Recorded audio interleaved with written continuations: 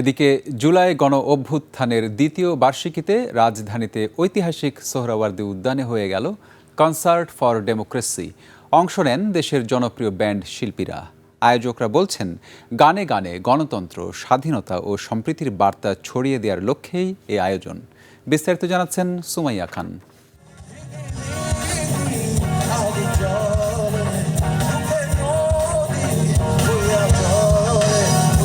জুলাই গণ অভ্যুত্থানের দ্বিতীয় বার্ষিকীতে ঐতিহাসিক সোহরাওয়ার্দী উদ্যানে জড়ো হন হাজারো সঙ্গীতপ্রেমী। সংস্কৃতি মন্ত্রণালয়, বাংলাদেশ শিল্পকলা একাডেমি এবং বাংলাদেশ মিউজিক্যাল ব্যান্ডস অ্যাসোসিয়েশন বাম্বারের যৌথ আয়োজনে হয় কনসার্ট ফর ডেমোক্রেসি।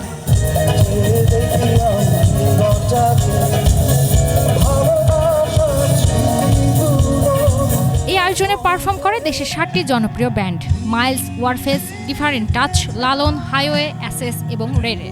জনপ্রিয় গান আর দেশাত্মবোধক পরিবেশনায় দর্শকদের মাতিয়ে তোলেন শিল্পীরা। আয়োজকরা বলছেন, সঙ্গীতের মাধ্যমে গণতন্ত্র, স্বাধীনতা ও সম্প্রীতির বার্তা পৌঁছে দেয় এই আয়োজনের মূল লক্ষ্য। জুলাই হলো তারুণ্যের একটা সবচেয়ে বড় অবদান। তারুণ্যকে উজ্জীবিত করার জন্য আমাদের আয়োজন। এই সঙ্গীত জগতের সাথে সম্পৃক্ত থেকে তারা জুলাইয়ের চেতনাকে ধারণ করে বাংলাদেশ বিনির্মাণের সামনের দিকে এগিয়ে যেতে পারে। অনুষ্ঠানে যোগ দিয়ে জুলাই আন্দোলনে অংশ নেওয়া ছাত্র জনতা উত্তাল দিনগুলোর স্মৃতিচারণ করেন।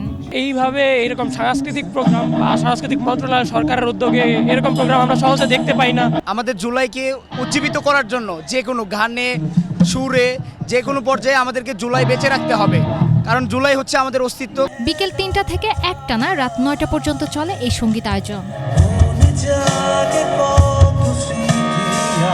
সুমাইয়া খান, 21শে টেলিভিশন, ঢাকা।